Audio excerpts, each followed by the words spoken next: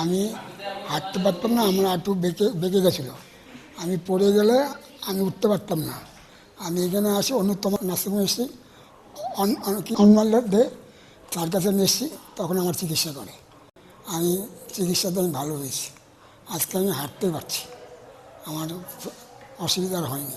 উনি 15 দিন আগে আমার কাছে এসেছিলেন। দুটো পাই একবারেই বেঁকে গিয়েছিল, যাকে আমরা ফিক্সড ফ্লেক্সন ডিফর্মিটি বলি। উনি হাঁটতেও পারছিলেন না। তো আমরা দুটো হাঁটুই ওনার প্রতিস্থাপন করি এবং স্বাস্থ্যসাথী কার্ডের মাধ্যমেই হয়। তো এর পরবর্তীকালে উনি আজকেই হাঁটা শুরু করলেন এবং দুটো হাঁটুই সোজা হয়ে গেছে এবং উনি স্বাভাবিকভাবেই হাঁটতে পারছেন।